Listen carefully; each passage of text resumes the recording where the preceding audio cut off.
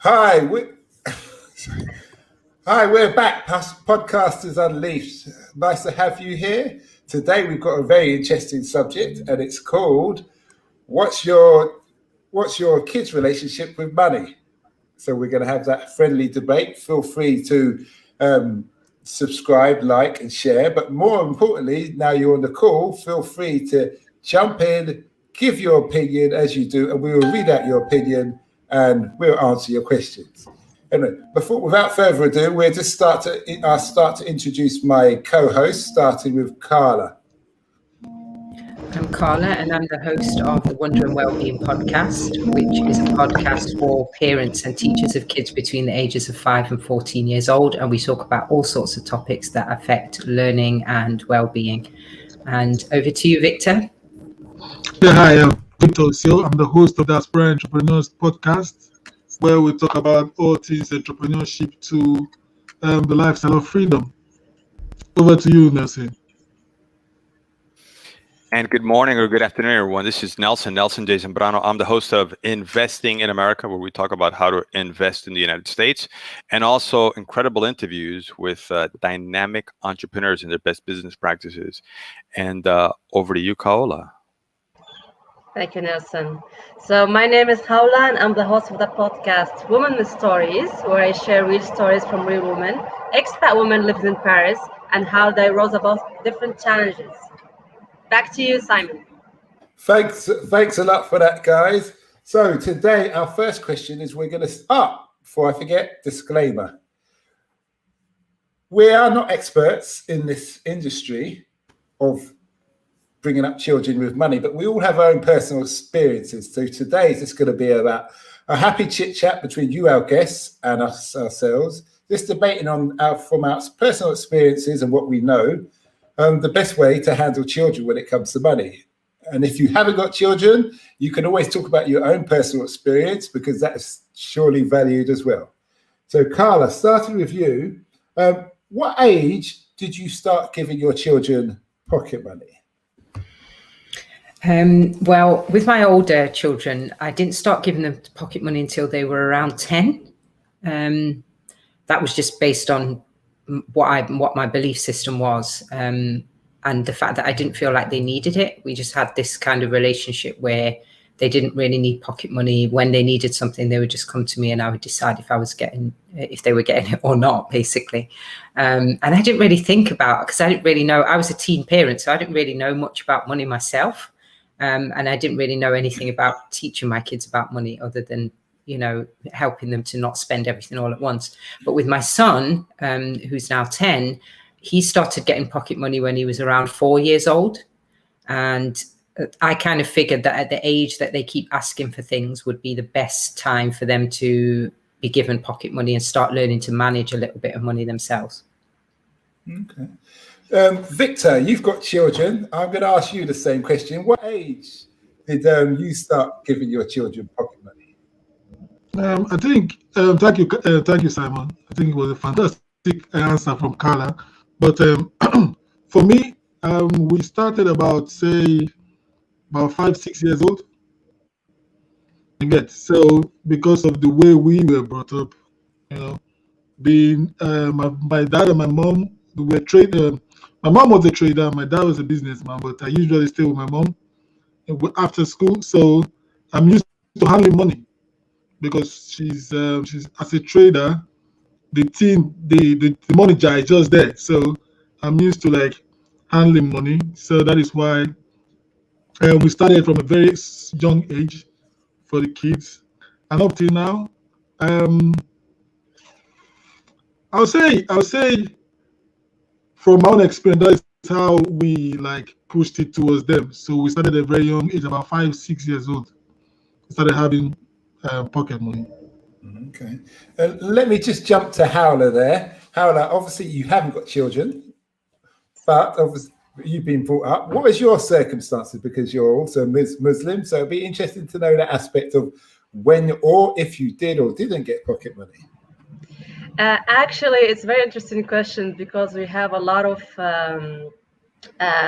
not ceremonies, but we have festivals, Muslim festivals, and they give us a little bit of money to try to buy something for us. And what I've learned from this is how to negotiate with money. And it was very, very interesting to go to some shop and try to say, hey, so today is, I don't know, it's the Muslim festival. I have this kind of money. So could you give me this amount of candy? So we were trying to negotiate with people outside so we can have more. And I have learned this from Monopoly. Monopoly is very, very important for children to know about how to manage money and how to have more skills in negotiating. And it's very important to teach kids in early age how to negotiate, because they do observe how parents negotiate and how the environments around them, how do they negotiate money. So I do think it's very important to give money pockets for children in early age. Back to you, Simon. Okay, thanks for that. Before I forget, just we've been notified by StreamYard that Facebook is having some issues, and they may cut the episode early. So you can also follow us on YouTube. So that's not a problem. But over to you, Nelson. Can you answer the same question, please, about pocket money and children? Thank you. Yeah. Okay. So with my daughter, there's no such thing as, we're going to give you pocket money. Okay. Instead, what I'm looking to do is build up. I want to reward her for problem solving, negotiation. Kaola, yes, that is huge. My daughter's a huge negotiator. I can't agree with you more. So she gets rewarded for solving problems, for working things out. That's what she gets negotiated for. And when she said, for example, Daddy, I want to go to Disney, first question is, what makes you think you deserve to go to Disney? Well, I've done this. She comes out with all these things. So before we went to Disney, and this is the pocket money, right? She had to do a series of tasks. There's a board behind me, 90 exercises, math exercises every day. She had to do them. And then guess what? She got to go to Disney. But then, the Disney United States has long lines. So I got the fast pass for her. And so she goes, we go to the front of the line. Daddy, why are we going to the front of the line? Because you were successful. You got this thing. And then she walks up. Yeah, you're right. I am good. So I think it's important, very key what Carl was saying, to link the money to an activity, reward, hard work right there. It's very important. At the same time, I don't give rewards, pocket money, for just doing stuff around the house. That's a given. If you see something that needs to get done, you do it. You're not going to get rewarded for that. I like that, Victor. That's a very good point. You can reward her, but you don't reward them for something basic that they're meant to do, because that's not really how life works. Moving on, starting with Victor. So what age do you explain the value of money, and what methods do you use with your children?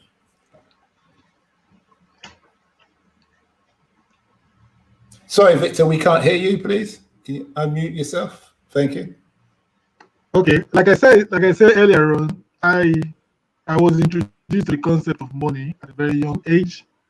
So I think the conversation, there was no time period for us to start talking about money, because we always want to travel, we always want to do stuff with the kids. So, and we bring them into money conversation. We don't talk about money behind them. We talk about money in front of them. And they see me pay for something. They see their mom pay for something. I have 2 girls and a boy, so they know that each one can actually put their own weight. So I make them to understand that you need to be financially literate. I teach them about the goose and the egg, the goose that lays the golden egg. How to ways to invest. I try my best to make sure they understand some of the core principles about money, how to make your money last. Instead of getting, say, a pound, because you know the ice cream man is coming on a Saturday. So you're keeping your pound for Saturday, or you just want to wait around. Anytime someone goes to the shop, you say, "Oh, mommy, can you buy this for me?" So I find a way to make them understand that money actually is a tool, which is still a continuous process because I'm still on the journey to like get my financial literacy, which is an ongoing education for myself. So I try as much as possible to make them understand that that money is a great tool. So there's no fixed dates that I can remember that I started talking to them about money. It has been a conversation in my house since they were born, so there's no fixed date. Okay, that's good. Carla, same question, please. And Victor, just to let you know, we're still getting a lot of feedback crackling. If you could just sort that out for next question, please. Carla? Yeah, I talk to my kids about money as and when the situation arises, and I use whatever I kind of think on my feet. So I don't have like a strict strategy or, you know, a system that I use, but I address things as they come along. So if I notice, for example, that my son, he keeps getting money and spending it really quickly, that's where he's at the moment. So he's at the stage where he'll spend everything off all at once and he won't really think about the next day. And then, but sometimes I think that it's important to let them make that mistake and know what it feels like. So he did that with his pocket money last month, just kind of spent everything. And then he was like, oh, I wish I hadn't done that, because I think sometimes they think you're going to bail them out. And I'm a fan of not bailing kids out and letting them spend everything from a young age. And I think that's really important for things like debt management when they get older. I think you don't really know about debt until you feel it, and you don't really know what it is to be broke until you feel it. So I think having that lesson as early as possible is really important, and having it over and over again if necessary. But it takes a lot of self-discipline as a parent to not bail them out. So when he gets sad and he's like, oh, I can't buy any sweets, or I wish I could buy that ball, I just turn my face the other way and walk off. And that works really well for my son, because and then he'll say, can you lend me? And it's really that whole concept of spending everything, being in debt and then borrowing. It definitely starts from a young age. It's not an adult thing, because he's already noticed that there's such a thing as borrowing in advance. And I refuse to do that. So I do let them spend everything, but I don't lend anything. And I also will lecture on debt management and things like that, which is probably not the best strategy. But yeah, that's what I do, to be honest. That's my most prevalent strategy at the moment. But I talk a lot as well about the concept of savings and investing and things like that. But he hasn't quite got to that stage yet. He's still at the spend it all and try and borrow from mom stage. Okay. Victor, Nelson, same question. What age do you explain the value of money, and what methods do you use for your lovely daughter? It's a good question. I think it was age 7, 5. I know at age 7, I took her to a bank and we opened up a bank account for her, and it made it into a ceremony. The first thing, it was a ceremony. She had some money saved up, and you got this little kid, and we went to the bank, and I told the banker, of course, and they had these papers, and he flip it around on the desk, and he pushed it over, and she's got to sign. She just scribbles because she sees the adult scribble, but it's getting handed back to her, and it's got it written, typed her name, and she feels important, and it's a big thing, and she gets a lollipop, and walks out with these papers under her arm. So I think the ceremony taught her that this is something important, and so it started like at age 7. And even before this, hey, here's money. And she'd like hide it, squirrel it in some box somewhere. But even before that, like age 5. But at age 7, we went to the bank and opened up an account. In her mind, I went to the bank and I took my parents with me. That's how she thinks it happened, But yeah, at that age. Okay. And Howla, what age for yourself were you taught the value of money, and what methods did your parents use on you? Well, actually, my parents didn't really teach me about the value of money. I just learned it about while playing. So we played a lot with Monopoly. And at 6, 7 years old, I was always observing the person who is winning and the person who is losing. And I just learned that the difference between the two is because they don't negotiate. They don't try to compromise. They don't try to negotiate so they can win. So what I have done is instead of just playing for the sake of playing, I try to learn strategies. So Monopoly gives you really an ability to learn about strategies. So if you are losing, you need to find quickly a solution to win. So I try to negotiate so I can earn more properties, so I can earn that red hotel, and I could win. So it's like very a way to play and to really start to think about strategies while losing. So I started by losing and I ended up by winning. So I think playing is very, very important for kids, so they can really try to understand the information easily. Back to you, Simon. Okay, thank you. I know Victor Nelson's answered this question already, but so it's going out to you. It's a bit of a free for all. Do you feel children should be rewarded for pocket money? Out to any of you three. No, I don't. I've never been a fan of this. I've tried it. I've tried the can you do jobs and I'll pay you for them, but it just never sat right with me. And I find it really difficult even to explain why. But I just feel like for me, given maybe the main concept for me is that when I give my children money, it's kind of like play. It's a form of play. And I think Howler kind of mentioned about Monopoly and games, but I think that pocket money is like other play, and it's a chance for children to experiment and learn about money, spend money, know how it feels, what kind of things they like to buy. It's not attached to doing things around the house. I think doing things around the house is about community. It's about family. It's about love and support for one another. And I'm definitely not paying them for stuff in the house if they ain't paying me, because they really need a lot of money if they're going to pay me for the stuff that I do in the house. I think it's more about playing, experimenting, and making mistakes early, long before it becomes really serious. For me, that's why I don't attach doing jobs to pocket money. Yeah, I mean, I agree 100% with Carla. You know, what happens around the house, that's a like family joined responsibility. If something's wrong, let's take care of it. I take care of it, versus you know, I'm going to get paid for washing the dishes off of food that I ate. No. At the same time, the pocket money is, yeah, let's experiment and play now and learn the lessons. Let's learn the tough lessons now, where there's not really long-term repercussions. So back to you, Simon. Thank you. Howler? Yes, I do agree with Carla and Nelson about rewarding, because if you are going to say to them, well, do this and I will pay you money, they will start to have this employee mindset when they are growing up.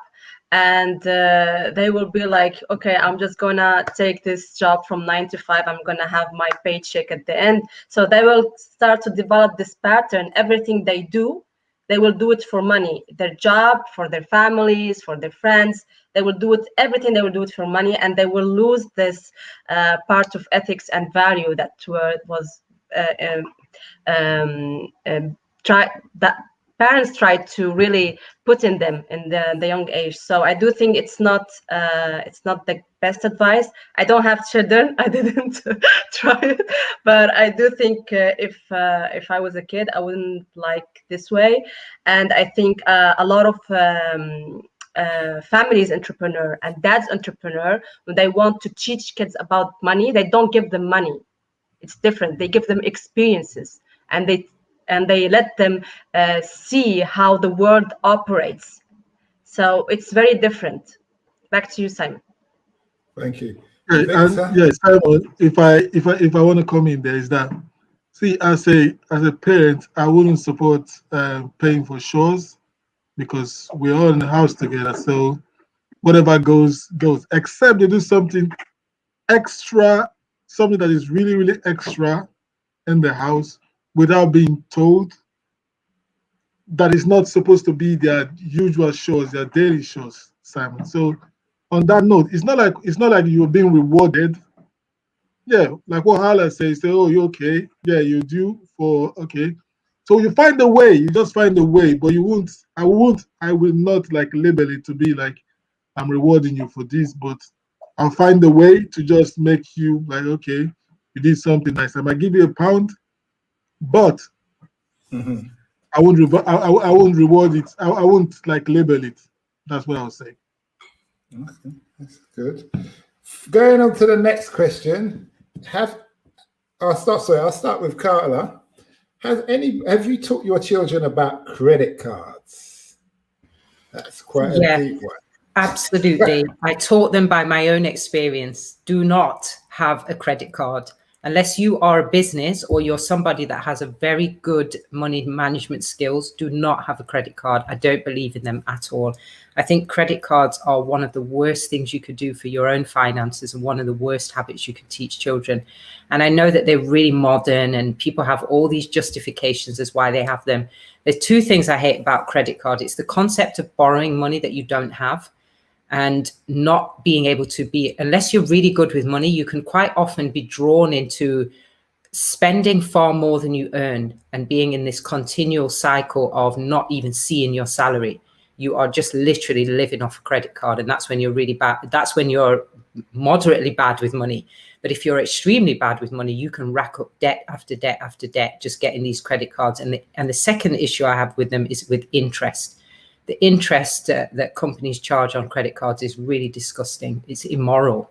And I hate the concept. So I didn't make any secret with my children of telling them about my own bad experiences with credit cards and giving them warnings about how much information you need and how much you really need to look at your value system if you're going to take out credit cards. What do you need them for? Is the question, and how can you protect yourself from getting into debts with credit cards? And also, why can't you just live within your means? Why can't you just accept when you can't afford something? And I think we have a problem with that. It's been going on for a long time. If you can't afford something, you save for it. And if you can't save for it, then don't have it. Because if you can't save for it, you don't deserve to have it, or it's not important. And that's my word on credit cards. And I'm very blatant about that with my children. Thanks a lot for that. Nelson, have you taught your daughter? I know you said you took your daughter to the bank. Have you taught her about the credit card, the dreaded credit cards? Well, yes and no. It's a little bit different. My daughter, it's credit cards, right? So I guess you could call it the initial stages, right? So let's say you go someplace and you're running short. My daughter will tell you, I have money to lend. I have money to lend. So, and she's got her little box, right? Because it's better to be the one getting the interest than paying the interest. And her next question is when am I going to get it back? So, so she doesn't know about credit cards. But she knows is that I have money to lend. I'm in a better position if I'm the one lending it out. And when I have to change dollars or something to pesos, she's more than happy to say, "Daddy, I have pesos for you for your dollars." So yeah, it's an important distinction to make. It's better to be the one getting the interest than to be the one paying the interest. Mm. Yeah. And how have you been taught about credit cards? No, actually, the first credit card I had, it was at the age of 17 when I moved from my hometown and I came to France. And I learned about the concept of saving money and how to take care of money. And I learned it the hard way, actually. Yes, I have gone into debts. I have gone into, but I really tried to manage it. And I had summer jobs, and I tried to manage my money. And I learned a lot about managing money. So yeah, actually, the concept of credit card was not in the beginning, and I don't think we need to have this concept of credit card in the beginning. We just need to learn more about the risks behind it. Back to you, Sam. So Victor, Simon, 1 second. I have a comment here from Miss J.N. Tom. I don't know if that's Thomas or Tom is just cut off. J.N. Tom. You can use tokens instead of money. You can use tokens instead of money. And you know what? That might be a podcast topic for the future, right? Bitcoin, tokens, and so forth. Simon, back to you. Try that. The question is, what do you do with the tokens? Try that with kids now. They won't take it. Kids now will not take tokens. I never heard of tokens. But okay, Victor, have you been taught about credit card or taught your children? Sorry. Yeah. Before I go into the tokens, I've heard of tokens, but it has to do with kids buying video games, skins on video games. So they have all sorts of exchange that they do with different type of stuff. So they use tokens. So yeah. And regards credit card team, I would say I've not had a conversation, but studying creative finance and different ways of financing and debt management, I would say the concept of credit card is really good. Depends on how you look at it, depends on your perspective. So, say you have your kid is going to college and you give them like a £500 credit card guaranteed by you. The credit card builds that credit and you're guaranteeing the credit card. What they spend on the credit card, it's what you're giving to them. So you're paying into the credit. So instead of giving them pocket money, you pay the balance every month on what they actually spend. So this is what I'm actually studying right now: debt management, all this kind of stuff. When it comes to, it has to do with creative financing, but the concept of credit is just how you actually look at it. If you look at it as a good stuff, then it becomes, But I've not had a conversation with my kids, but it is something that I'm looking to, like, because now money is cheap, credit is good. I don't have a great credit, but I know credit is good. There's some stuff I like to just do now. If I had good credit, not just the cash, but it opens access to me. But with not so good credit, it kind of blocks the way. The world where we live in right now, credit card is great. If you're in Europe, in America, wherever you are right now, in the West, credit card is good. But in Africa and Nigeria, there's no credit card. You spend what you've got. So you kind of hold more cash. You spend. So merging the two and teaching my kids about credit card is something I'm looking forward to. Like, when I fully understand, or when I understand to some extent, I would like to teach them about debt management and how to look credit in a different way. Okay, thanks a lot for that. Moving along, I'll go back to Carla. Is there anything you would do different? Obviously, one of your children's had left home and the other one's just about to leave home. Is there anything you do different when it comes to raising them regarding money? Yeah, I would have bought my kids less, especially my daughters. I feel like I literally bought everything and I spoiled them. I wasn't a mom that liked to say no to them. So if I had it, I would give it to them. And now, having looked at what they're like with money and how they work with their salaries, I think they could have done with some lessons of just going without things. And I think that that's something that maybe we are not so comfortable with now as, say, my parent was when I was growing up. My dad was very open about saying no, and letting me suffer and letting me feel the burn, basically, of not having things. Whereas for me, I wasn't so comfortable with that. So I would have done less of that. I would have let my kids go without, because I feel like it affected their drive. I feel like they didn't really have much motivation and drive because I looked after them for so long. And I only recently stopped doing that. And I feel like I could have done that better.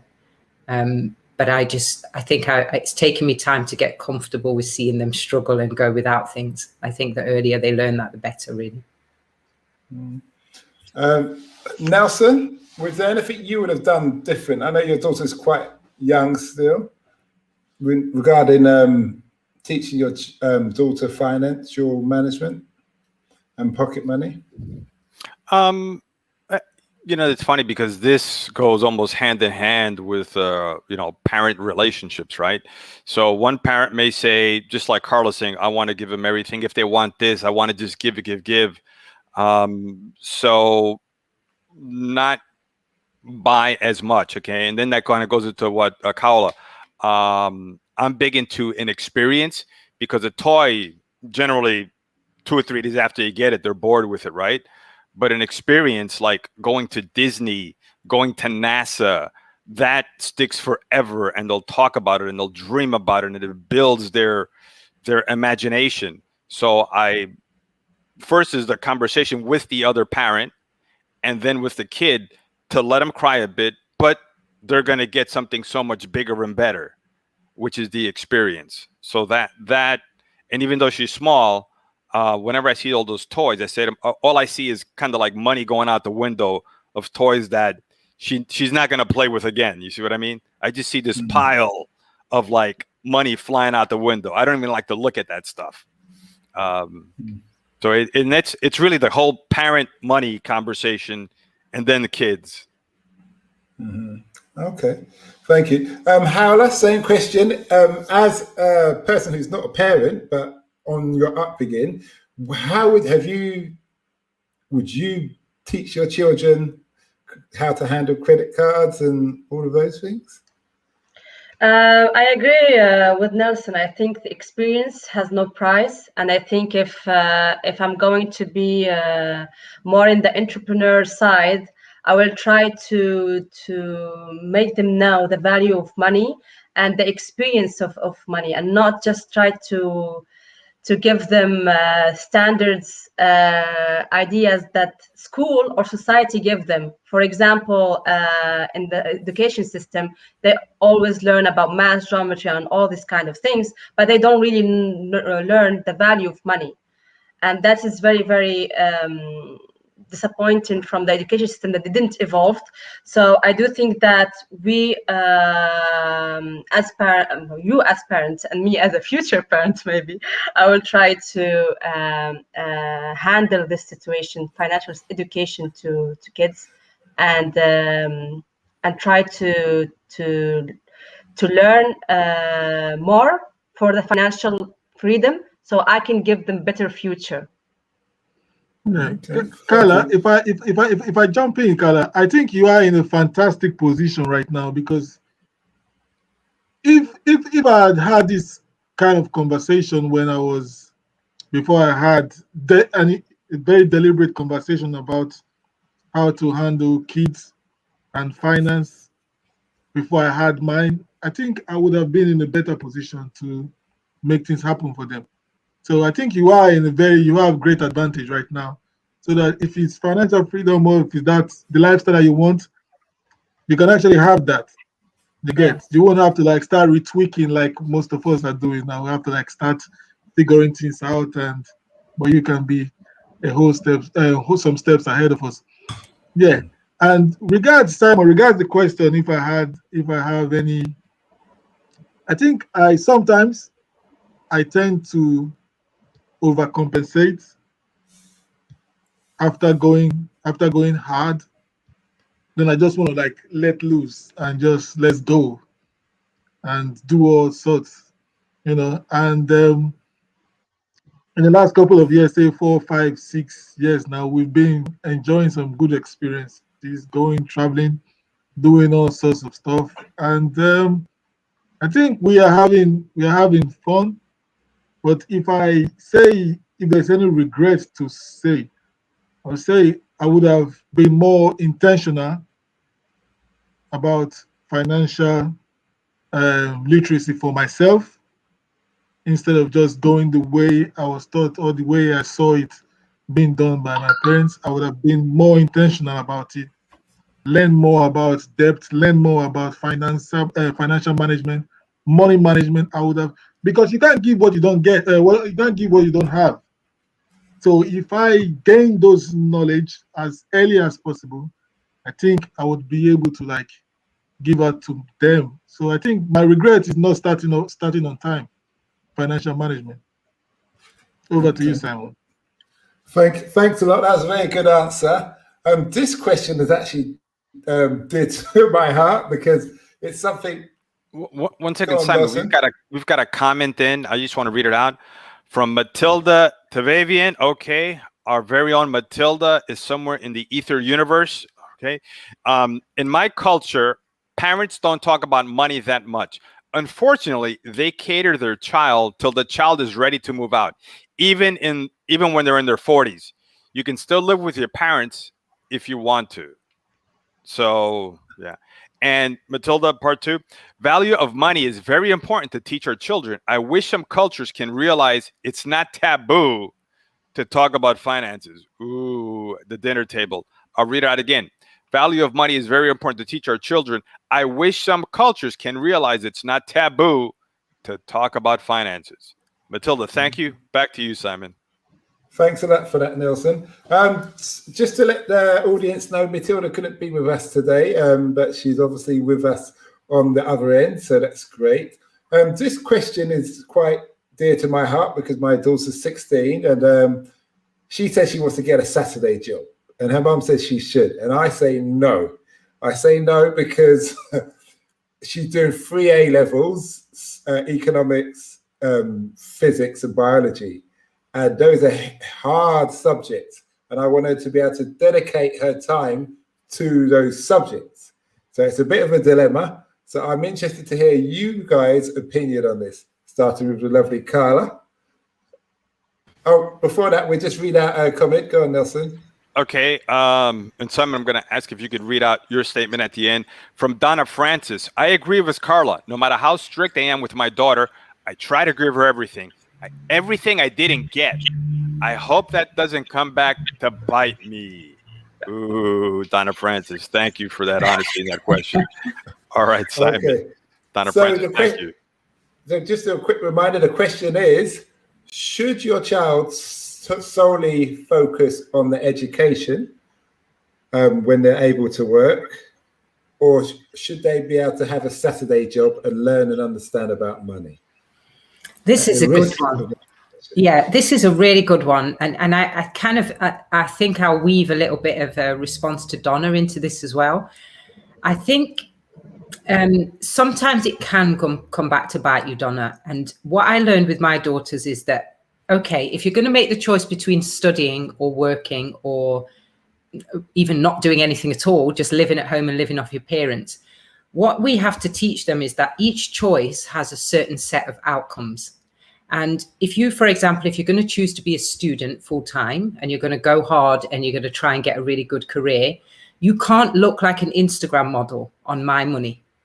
This is what a lot of kids what I find that they want to do. So I want to study, but I also want to look like an Instagram model, and I want to do it off my mum's or my dad's bank. This is the thing that we have to really put our foot down with them and let them know that what they choose is what they have to live. So if you want to be a student, you're going to eat like a student, you're going to dress like a student, you're going to drive a car like a student. You are not having a Porsche on my money. No, hell no. And it doesn't matter how much money I make, you are not living that lifestyle off me. And I think that's a really important thing to teach them. And then on the flip side of that, if you want to study and look good and have the nails and have the nice car and everything, then maybe you do need to work and study at the same time. Whatever you're going to choose to do, you've got to put the work in to do that. Because I think if we can set them up for failure, we can set them up also, we have to think about mental health. We can set them up for a really bad situation with their mental health later on. And that is catastrophic, not only to your overall well-being, but also to your finances, because having a mental breakdown is expensive. And if we teach them that from a young age, they can have everything, you can look good, you can spend money, you can have a job, you can study, we got to be careful about that because it's a slippery slope. So for me, it's one or the other, but whatever you choose, you have to follow through on that, and you have to live with the outcome of that. That is going to help them to stay grounded. It's going to help them to understand the reality of the choices they make throughout their lifetime. Okay. I just had to throw that comment in there because that's priceless. My daughter's going to hate you because I'm going to tell her that. But anyway, over to Victor. Same question. Yeah, Carla.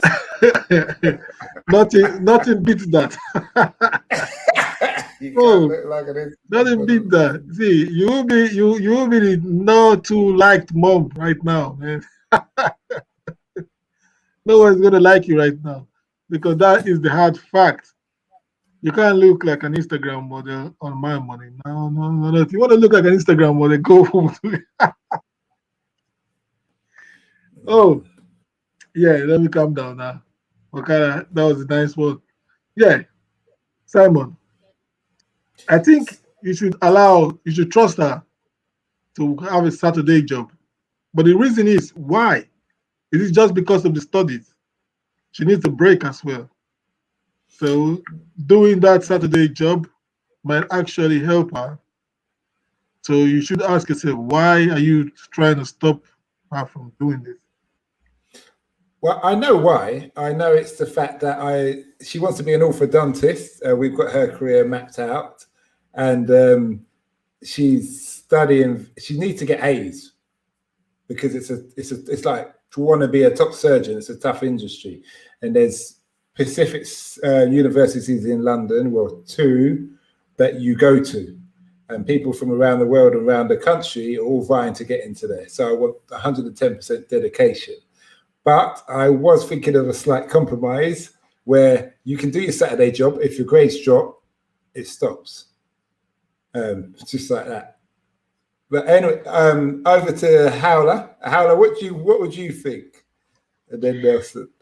I do think with Carla and Victor, but I think they're talking about kids that they are in average financial family or top average financial family. They have financial security. But if you would see another type of students, like foreigner students or students who their family, they don't have much income to give, they are forced to work part-time jobs to earn money and to support their life education. And I think it's for them during this time, it's very hard for them because with COVID, their part-time job shut down.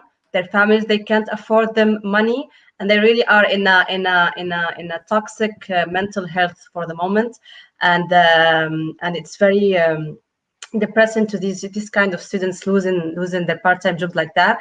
But I do think a lot of students rely on the system, rely on the jobs that the government or the universities give them. I do think that there needs to be more creative ways, and if they feel like they are in a crisis, financial crisis, they need to figure out some ways to have money. So as a student foreigner, I had pressure to succeed, and I had this pressure to really get like straight A's and move on with my university career.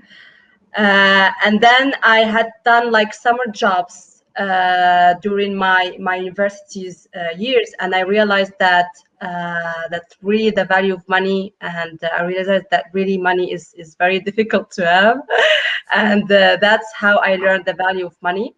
And it does change students' perspective about money.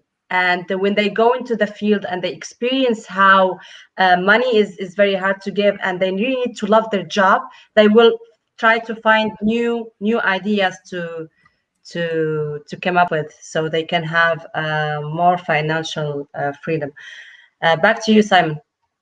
Okay, thank you for that, Howler. Nelson, same question. Yeah, so I think the summary, kind of what Carla was talking about, some of those students and challenges, is that they got to find a new hustle, right? They got to come up with something new to hustle. And then as far as the Saturday job, right, for the kids, there's two. My parents were very big on don't work, it's your studies. Very this kind of, I don't know, holier than thou kind of thing. I personally think that hurt me big time because school and working were not linked. Okay. We go to school to learn how to solve problems. The bigger problems I can solve, the more money I can make. I think a person should go to work that Saturday job. Why? Because they're going to learn how to deal with people, which is part of why you go to school. You're going to learn how to solve problems. So that should be linked, and they get paid for that. So that is a skill that should be taught in school. It's not. A person could have all A's, but if they've got horrible people skills, it's not going to matter. So, and then even to drill down on that, you talked about orthodontists. In my family, we have orthodontists, and the best ones were the ones that worked. Why? Because yes, you're a dentist, but if you've got the best people skills that you learn as a kid solving problems, you're going to have you're going to have the best practice. That's all there is to it. So I'll give a solution to that. Maybe your daughter can work in an orthodontist office on Saturdays. You see, you killed two birds with one stone. Yeah. Okay, That's no charge. Yeah, no charge for that one. If my daughter was here, forget about it. No, thanks a lot. That's what my first plan was, that you work on a Saturday, but with COVID, everything's gone peak tong. It's trying to get a thing. But anyway, last question is, and it goes out to all of you. Do you explain your family's financial situation to your children in comparison? Where you stand in the society? Are you rich, poor, working class, etc.? Starting with, we'll do it a bit in reverse this time. We'll start with Victor. Simon. Yeah, we do. When I mean we do, me and my wife, we do. We talk about our finances, where we are. If we are, see, it's like this. Life is like this. Mm-hmm. We get ups and downs. So you don't want them to think that it's all rosy. You need to make them understand, we're cutting back on this, we're cutting back on that. This is not happening, and this is not. We're not eating this. We're going all chicken. So, and now, because this conversation has been coming for a very long time, now when they kind of understand that, it's okay, it's like this now. So they know what is going on. So when we do certain investment and the return is not coming the way it's being planned, they know, okay, it's chicken time. So they understand that, this is how it is right now. And we move forward. So they understand. And when it flips, they understand that, okay, you get lamb chops. You get lamb chops. Yeah, with all the steak. Yeah. Okay, now same question. Oh, Lord. Has your family explained their financial situation to you as you grew up? Yeah, but I've never believed them, especially my father, because he was always the richest one in his family, and the entire family. Everyone said that he's rich, and he said to us he's poor. So I didn't understand who to believe, actually. So I guess he was not that kind of person who will give easily something, even if you keep convincing him for hours and hours, which led to total silence. And I said, you know what, I won't ask you anymore because I have enough. So it's like I gave up from negotiating with him.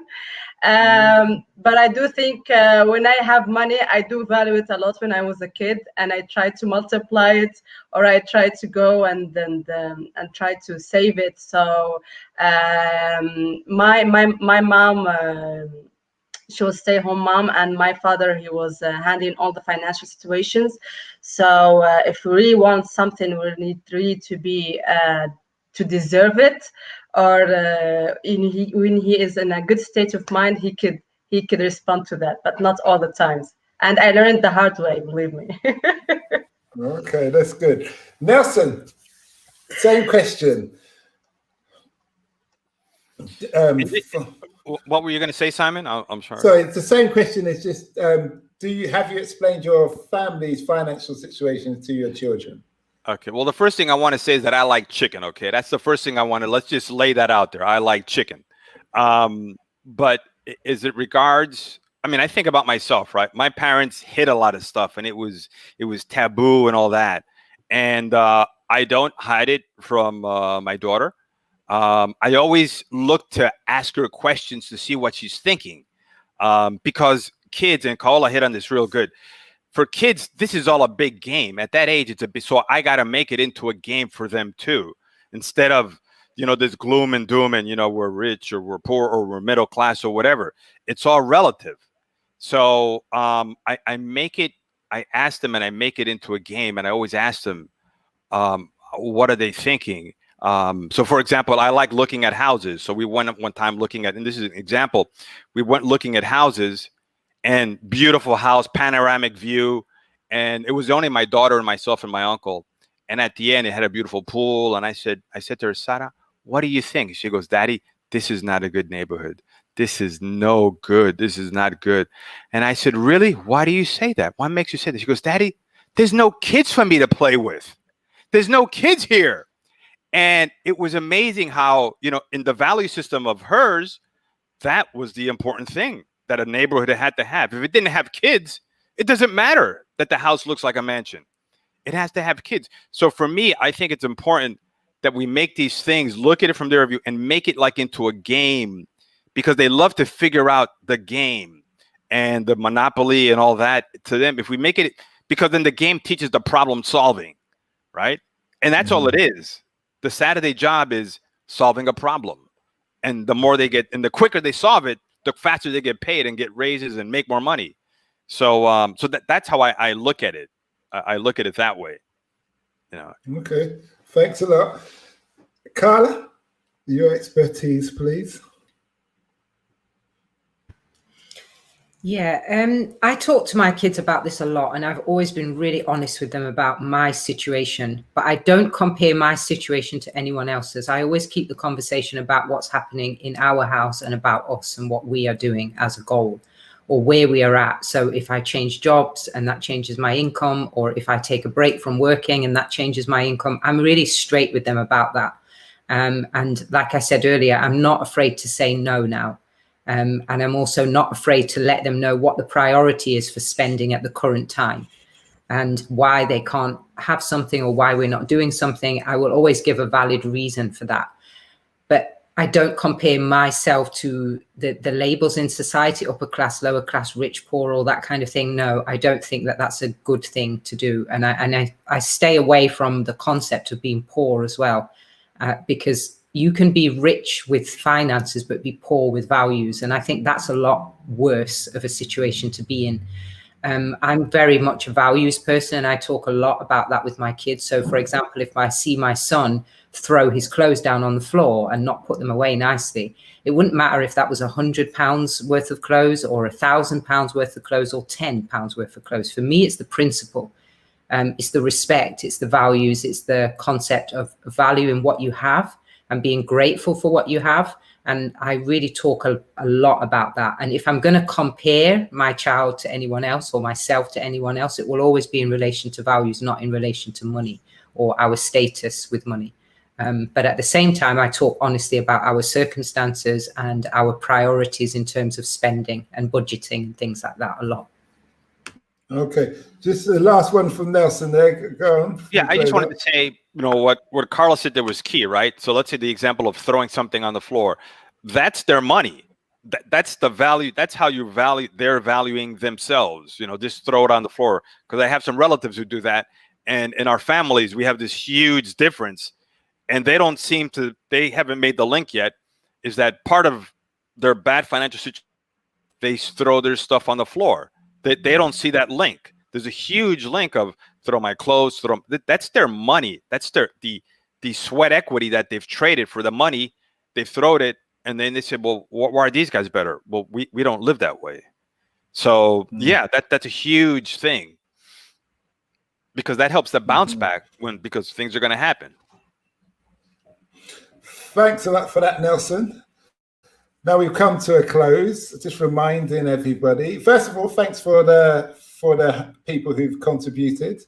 We've got, well, Nelson, do you want to reel out the piece? Thank you to who contributed. Well, we've had 3 people contribute, and thank you, Simon. J.N. Tom contributed. Don contributed as well. I don't have Dom's full name, but I know it was Don. And Matilda Tavabian contributed as well. So those 3 folks. Okay. Thank you for your contribution. Before we shut down, I'm just going to say personally, I've learned quite a bit here. Different aspects to handle my own children. As a father, it is quite hard. There's an element of proud, and I don't necessarily want to disclose whether I've got lots of money or enough money or haven't got it all. It's especially not to my daughter. And my son, I can tell him to go out and work and sort himself out. But my daughter is daddy's girl. You know, you're going to be seen to do everything, even though she does try and dig the screwdriver and say, don't you love me? And all of that. But then I did hear one thing, and I shall finish with this, is before the child comes to you, when they come to you, I always say now, and I got this from one of the motivational speakers, what have you done to help yourself prior to asking me for money? So have you thought you could sell something you don't use anymore? You could do a little job for somebody. Have you actually tried to apply yourself, or have you just come into the walk-in checkbook with dad's name on? And that has helped me quite a bit. So finishing off, we'll just go through the closing down with, so everybody can state. So we'll start with Victor. You can just remind everybody your show and the time. Yeah, and my show is the Diaspora Entrepreneurs Podcast, and it's available on Apple iTunes, Spotify, all major podcast platforms, including YouTube as well. So Diaspora Entrepreneurs Podcast. Over to you, Nelson. Okay, and this is Nelson Investing in America. You can find me on Spotify and iTunes, and it's in how to invest in U.S. real estate, and also great interviews with very interesting entrepreneurs and their business practices. We upload an episode every Wednesday, Spotify, iTunes, and this month, by the way, we're also coming up with the YouTube channel as well. So be on the lookout for that. Thank you. Simon, over to you. Howla, over to you. Thank you, Simon. So my podcast, you can find it on Apple Podcast, on Spotify, and it's about women sharing their real experiences and real stories from around the world, and especially in Paris. Over to you, Carla. And my podcast is the Wonder and Wellbeing podcast for parents and teachers of kids between the ages of 5 and 14 years old. And you can find it everywhere on all good podcasting platforms. Back to you, Simon. Thank you. And we are Podcasters Unleashed. We're here every Monday at 7 p.m. BST time and Eastern Standard Time, 2 p.m. Thank you, Nelson. My show is personal podcast. I have 2. One's Taxi Chronicles, where people get in a taxi and I interview them. I currently have hit the 412 mark of different episodes. There's a wide variety. Thank you. Yeah. A wide variety for people to listen to. And the other one is Africa Investor Stories, where you hear real investors from around the world who've invested in Africa sharing their experiences and basically giving you a real experience instead of what the BBC or CNN or Sky News would tell you, the negativity. You can hear the real stories. So they could be found at all the normal platforms. Apart from that, we hope you enjoyed the show, and it's still going to be on our social media with YouTube and Instagram and Facebook to watch later if you missed it. Thanks a lot and goodbye. Yeah, just one thing right quick. Thank you to Facebook. Must think highly of us for letting the live stream continue. A lot of other folks aren't, but we're still there.